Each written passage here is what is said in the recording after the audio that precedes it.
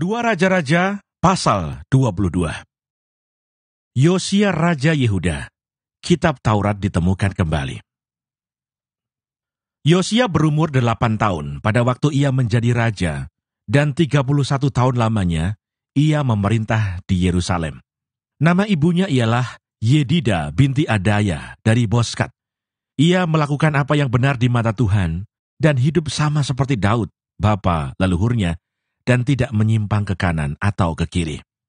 Dalam tahun yang ke-18 zaman Raja Yosia, maka Raja menyuruh Safan bin Azalya bin Mesulam, panitera itu, ke rumah Tuhan katanya, "Pergilah kepada imam besar Hilkiah, suruhlah ia menyerahkan seluruh uang yang telah dibawa ke dalam rumah Tuhan, yang telah dikumpulkan dari pihak rakyat oleh penjaga-penjaga pintu. Baiklah itu diberikan mereka ke tangan para pekerja yang diangkat untuk mengawasi rumah Tuhan, supaya diberikan kepada tukang-tukang yang ada di rumah Tuhan untuk memperbaiki kerusakan rumah itu, yaitu kepada tukang-tukang kayu, tukang-tukang bangunan, dan tukang-tukang tembok, juga bagi pembelian kayu dan batu pahat untuk memperbaiki rumah itu.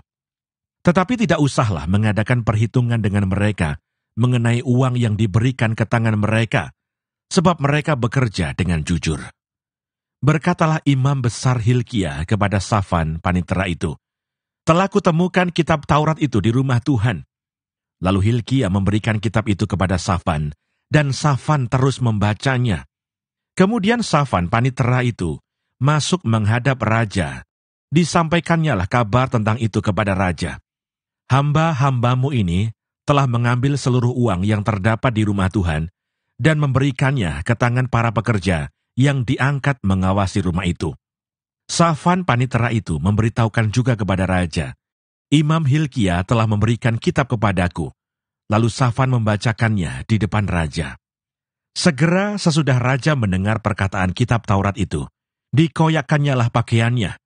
Kemudian raja memberi perintah kepada Imam Hilkiah, kepada Ahikam bin Safan, kepada Akbor bin Mika, kepada Safan panitera itu, dan kepada Asaya, hamba raja, katanya, "Pergilah, mintalah petunjuk Tuhan bagiku, bagi rakyat dan bagi seluruh Yehuda, tentang perkataan kitab yang ditemukan ini.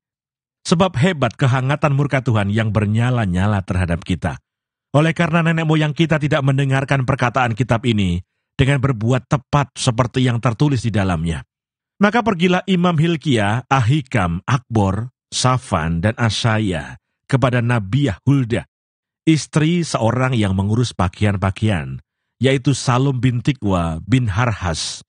Nabiah itu tinggal di Yerusalem, di perkampungan baru. Mereka memberitakan semuanya kepadanya. Perempuan itu menjawab mereka, "Beginilah firman Tuhan, Allah Israel. Katakanlah kepada orang yang menyuruh kamu kepadaku, beginilah firman Tuhan. Sesungguhnya aku akan mendatangkan malapetaka atas tempat ini, dan atas penduduknya, yakni segala perkataan kitab yang telah dibaca oleh Raja Yehuda. Karena mereka meninggalkan aku dan membakar korban kepada Allah lain, dengan maksud menimbulkan sakit hatiku dengan segala pekerjaan tangan mereka. Sebab itu kehangatan murkaku akan bernyala-nyala terhadap tempat ini, dengan tidak padam-padam. Tetapi kepada Raja Yehuda, yang telah menyuruh kamu untuk meminta petunjuk Tuhan, harus kamu katakan demikian, beginilah firman Tuhan Allah Israel, mengenai perkataan yang telah kau dengar itu. Oleh karena engkau sudah menyesal, dan engkau merendahkan diri di hadapan Tuhan, pada waktu engkau mendengar hukuman yang kufirmankan terhadap tempat ini dan terhadap penduduknya, bahwa mereka akan mendahsyatkan dan menjadi kutuk, dan oleh karena engkau mengoyakkan pakaianmu dan menangis di hadapanku. Aku pun telah mendengarnya, demikianlah firman Tuhan. Sebab itu sesungguhnya, aku akan mengumpulkan engkau kepada nenek moyangmu, dan engkau akan dikebumikan ke dalam kuburmu dengan damai, dan matamu tidak akan melihat segala malapetaka yang akan kudatangkan atas tempat ini." Lalu mereka menyampaikan jawab itu kepada raja. 2 Raja-Raja pasal 23. Pembaharuan yang dilakukan Yosia. Sesudah itu raja menyuruh orang mengumpulkan semua tua-tua Yehuda dan Yerusalem. Kemudian pergilah raja ke rumah Tuhan, dan bersama-sama dia semua orang Yehuda dan semua penduduk Yerusalem, para imam, para nabi, dan seluruh orang awam, dari yang kecil sampai yang besar. Dengan didengar mereka, ia membacakan segala perkataan dari kitab perjanjian yang ditemukan di rumah Tuhan itu. Sesudah itu berdirilah raja dengan tiang, dan diadakannyalah perjanjian di hadapan Tuhan, untuk hidup dengan mengikuti Tuhan, dan tetap menuruti perintah-perintahnya, peraturan-peraturannya, dan ketetapan-ketetapannya, dengan segenap hati dan dengan segenap jiwa, dan untuk menepati perkataan perjanjian yang tertulis dalam kitab itu. Dan seluruh rakyat turut mendukung perjanjian itu. Raja memberi perintah kepada imam besar Hilkia, dan kepada para imam tingkat 2, dan kepada para penjaga pintu, untuk mengeluarkan dari bait Tuhan segala perkakas yang telah dibuat untuk Baal dan Asyera, dan untuk segala tentara langit. Lalu dibakarnyalah semuanya itu di luar kota Yerusalem, di padang-padang Kidron, dan diangkutnyalah abunya ke Betel. Ia memberhentikan para imam dewa asing yang telah diangkat oleh raja-raja Yehuda untuk membakar korban di bukit pengorbanan, di kota-kota Yehuda dan di sekitar Yerusalem. Juga orang-orang yang membakar korban untuk Baal, untuk dewa matahari, untuk dewa bulan, untuk rasi-rasi bintang, dan untuk segenap tentara langit. Dibawanyalah tiang-tiang berhala dari rumah Tuhan keluar kota Yerusalem ke sungai Kidron, lalu dibakarnya di situ, dan ditumbuknya halus-halus menjadi abu, kemudian dicampakkannya abunya ke atas kuburan rakyat jelata. Ia merobohkan petak-petak pelacuran bakti yang ada di rumah Tuhan, tempat orang-orang perempuan bertenun sarung untuk Asyera.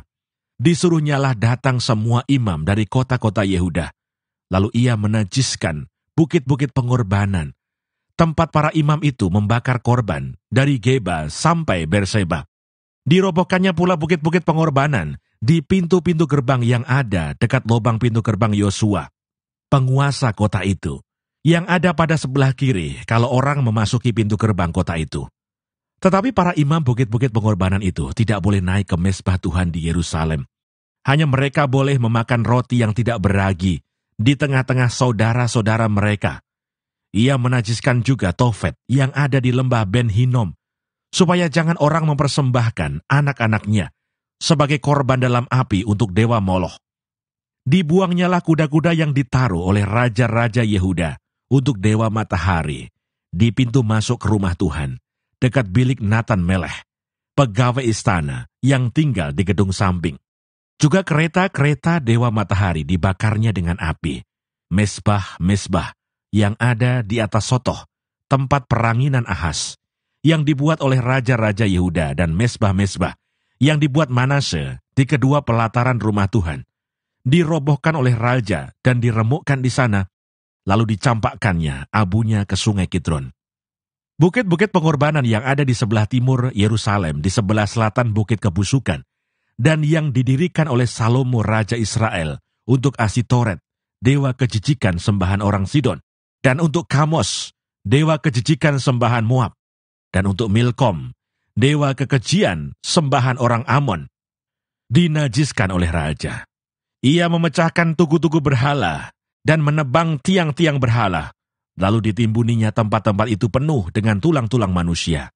Juga mezbah yang ada di Betel, bukit pengorbanan yang dibuat oleh Yerobeam bin Nebat, yang mengakibatkan orang Israel berdosa. Mezbah dan bukit pengorbanan itu pun dirobohkannya, dan batu-batunya dipecahkannya. Lalu ditumbuknya halus-halus menjadi abu, dan dibakarnyalah tiang berhala. Dan ketika Yosia berpaling, dilihatnyalah kuburan-kuburan yang ada di gunung di sana, lalu menyuruh orang mengambil tulang-tulang dari kuburan-kuburan itu, membakarnya di atas mezbah dan menajiskannya, sesuai dengan firman Tuhan yang telah diserukan oleh abdi Allah, yang telah menyerukan hal-hal ini. Ia berkata, "Apakah tanda keramat yang kulihat ini?" Lalu orang-orang di kota itu menjawab dia, "Itulah kuburan abdi Allah, yang sudah datang dari Yehuda, dan yang telah menyerukan segala hal yang telah kau lakukan terhadap mezbah Betel ini." Lalu katanya, "Biarkanlah itu. Janganlah ada orang yang menjamah tulang-tulangnya." Jadi mereka tidak mengganggu tulang-tulangnya, dan tulang-tulang nabi yang telah datang dari Samaria itu. Juga segala kuil di bukit-bukit pengorbanan yang di kota-kota Samaria yang dibuat oleh raja-raja Israel untuk menimbulkan sakit hati Tuhan, dijauhkan oleh Yosia, dan dalam hal ini ia bertindak tepat seperti tindakannya di Betel. Ia menyembelih di atas mezbah-mezbah itu semua imam bukit-bukit pengorbanan yang ada di sana, dan dibakarnya tulang-tulang manusia di atasnya. Lalu pulanglah ia ke Yerusalem. Kemudian raja memberi perintah kepada seluruh bangsa itu, rayakanlah Paskah bagi Tuhan Allahmu, seperti yang tertulis dalam kitab perjanjian ini. Sebab tidak pernah lagi dirayakan Paskah seperti itu sejak zaman para hakim yang memerintah atas Israel, dan sepanjang zaman raja-raja Israel dan raja-raja Yehuda. Tetapi barulah dalam tahun ke-18 zaman Raja Yosia, Paskah ini dirayakan bagi Tuhan di Yerusalem. Para pemanggil arwah dan para pemanggil roh peramal, juga terafim, berhala-berhala, dan segala dewa kejijikan yang terlihat di tanah Yehuda dan di Yerusalem, dihapuskan oleh Yosia dengan maksud menepati perkataan Taurat yang tertulis dalam kitab yang telah didapati oleh Imam Hilkiah di rumah Tuhan. Sebelum dia, tidak ada raja seperti dia yang berbalik kepada Tuhan dengan segenap hatinya, dengan segenap jiwanya, dan dengan segenap kekuatannya, sesuai dengan segala Taurat Musa. Dan sesudah dia tidak ada bangkit lagi yang seperti dia. Tetapi Tuhan tidak beralih dari murkanya yang sangat bernyala-nyala itu, yang telah bangkit terhadap Yehuda, oleh karena segala sakit hatinya yang ditimbulkan Manasye. Lalu berfirmanlah Tuhan, juga orang Yehuda akan kujauhkan dari hadapanku, seperti aku menjauhkan orang Israel, dan aku akan membuang kota yang kupilih ini, yakni Yerusalem dan rumah ini. Walaupun aku telah berfirman tentangnya, namaku akan tinggal di sana. Selebihnya dari riwayat Yosia dan segala yang dilakukannya, bukankah semuanya itu tertulis dalam kitab sejarah raja-raja Yehuda? Dalam zamannya itu, majulah Firaun Neko raja Mesir melawan raja Asyur di tepi sungai Efrat. Raja Yosia pergi menghadapi dia, tetapi Firaun membunuhnya di Megido segera sesudah ia melihatnya. Pegawai-pegawainya mengangkut mayatnya dengan kereta dari Megido dan membawanya ke Yerusalem. Kemudian mereka menguburkannya dalam kuburnya sendiri. Maka rakyat negeri itu menjemput Yoahas, anak Yosia, mengurapi dia, dan mengangkat dia menjadi raja menggantikan ayahnya. Yoahas Raja Yehuda. Yoahas berumur 23 tahun pada waktu ia menjadi raja, dan 3 bulan lamanya ia memerintah di Yerusalem. Nama ibunya ialah Hamutal binti Yeremia dari Libna. Ia melakukan apa yang jahat di mata Tuhan, tepat seperti yang dilakukan oleh nenek moyangnya. Firaun Neko mengurung dia di Ribla di tanah Hamat, supaya jangan ia memerintah di Yerusalem. Lagi Firaun membebankan kepada negeri itu denda sebesar 100 talenta perak dan 10 talenta emas. Firaun Neko mengangkat Elyakim anak Yosia menjadi raja menggantikan Yosia ayahnya dan menukar namanya dengan Yoyakim. Tetapi Yoahas dibawanya. Yoahas tiba di Mesir dan mati di sana. Yoyakim memberi emas dan perak itu kepada Firaun, tetapi ia menarik pajak dari negeri supaya dapat memberi uang itu sesuai dengan titah Firaun. Ia menagih emas dan perak itu dari rakyat negeri, dari setiap orang menurut jumlah ketetapan pajaknya, untuk memberikannya kepada Firaun Neko. Yoyakim Raja Yehuda. Yoyakim berumur 25 tahun pada waktu ia menjadi raja. Dan 11 tahun lamanya ia memerintah di Yerusalem. Nama ibunya ialah Zebuda binti Pedaya dari Rumah. Ia melakukan apa yang jahat di mata Tuhan, tepat seperti yang dilakukan oleh nenek moyangnya. Raja-Raja pasal 24. Dalam zamannya majulah berperang Nebukadnezar Raja Babel. Lalu Yoyakim menjadi takluk kepadanya 3 tahun lamanya. Tetapi kemudian Yoyakim berbalik dan memberontak terhadap dia. Tuhan menyuruh gerombolan-gerombolan Kasdim, gerombolan-gerombolan Aram, gerombolan-gerombolan Moab, dan gerombolan-gerombolan Bani Amon melawan Yoyakim. Ia menyuruh mereka melawan Yehuda untuk membinasakannya, sesuai dengan firman Tuhan yang diucapkannya dengan perantaraan para hambanya, yaitu para nabi. Sungguh, hal itu terjadi kepada Yehuda sesuai dengan titah Tuhan untuk menjauhkan mereka dari hadapannya. Oleh karena dosa-dosa Manasye setimpal dengan segala yang dilakukannya, dan juga oleh karena darah orang yang tidak bersalah yang telah ditumpahkannya. Sebab ia telah membuat Yerusalem penuh dengan darah orang yang tidak bersalah, dan Tuhan tidak mau mengampuninya.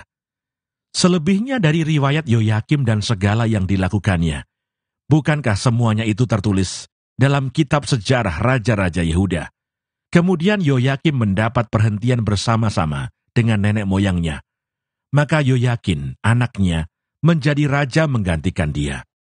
Raja Mesir tidak lagi keluar berperang dari negerinya, sebab Raja Babel telah merebut segala yang termasuk wilayah Raja Mesir, mulai dari sungai Mesir sampai ke sungai Efrat. Yoyakin Raja Yehuda. Yoyakin berumur 18 tahun pada waktu ia menjadi raja, dan 3 bulan lamanya ia memerintah di Yerusalem. Nama ibunya ialah Nehusta binti Elnatan dari Yerusalem. Ia melakukan apa yang jahat di mata Tuhan, tepat seperti yang dilakukan ayahnya. Pada waktu itu majulah orang-orang Nebukadnezar, Raja Babel, menyerang Yerusalem dan kota itu dikepung. Juga Nebukadnezar, Raja Babel, datang menyerang kota itu, sedang orang-orangnya mengepungnya. Lalu keluarlah Yoyakin Raja Yehuda mendapatkan Raja Babel. Ia sendiri, ibunya, pegawai-pegawainya, para pembesarnya, dan pegawai-pegawai istananya. Raja Babel menangkap dia pada tahun yang ke-8 dari pemerintahannya. Ia mengeluarkan dari sana segala barang perbendaharaan rumah Tuhan dan barang-barang perbendaharaan istana raja. Juga dikeratnya emas dari segala perkakas emas yang dibuat oleh Salomo, Raja Israel, di bait Tuhan, seperti yang telah difirmankan Tuhan. Ia mengangkut seluruh penduduk Yerusalem ke dalam pembuangan, semua panglima dan semua pahlawan yang gagah perkasa, 10.000 orang tawanan, juga semua tukang dan pandai besi. Tidak ada yang ditinggalkan, kecuali orang-orang lemah dari rakyat negeri. Ia mengangkut Yoyakin ke dalam pembuangan ke Babel, juga ibunda raja, istri-istri raja, pegawai-pegawai istananya, dan orang-orang berkuasa di negeri itu dibawanya sebagai orang buangan dari Yerusalem ke Babel. Semua orang yang gagah perkasa, 7.000 orang banyaknya, para tukang dan para pandai besi, 1.000 orang banyaknya. Sekalian pahlawan yang sanggup berperang, dibawa oleh Raja Babel sebagai orang buangan ke Babel. Kemudian Raja Babel mengangkat matanya, paman Yoyakin menjadi raja menggantikan dia, dan menukar namanya menjadi Sedekia. Sedekia Raja Yehuda, runtuhnya kerajaan Yehuda. Sedekia berumur 21 tahun pada waktu ia menjadi raja, dan 11 tahun lamanya ia memerintah di Yerusalem. Nama ibunya ialah Hamutal binti Yeremia dari Libna. Ia melakukan apa yang jahat di mata Tuhan, tepat seperti yang dilakukan Yoyakim. Sebab oleh karena murka Tuhanlah terjadi hal itu terhadap Yerusalem dan Yehuda, yakni bahwa ia sampai membuang mereka dari hadapannya. Sedekia memberontak terhadap Raja Babel.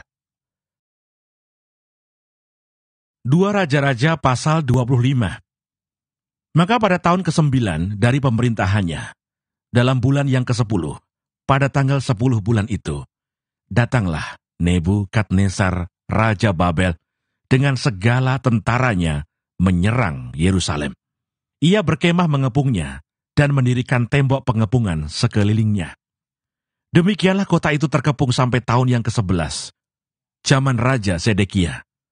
Pada tanggal 9 bulan yang ke-4, ketika kelaparan sudah merajalela di kota itu dan tidak ada lagi makanan pada rakyat negeri itu, maka dibelah oranglah tembok kota itu, dan semua tentara melarikan diri malam-malam melalui pintu gerbang antara kedua tembok yang ada di dekat taman raja, sekalipun orang Kasdi mengepung kota itu sekeliling.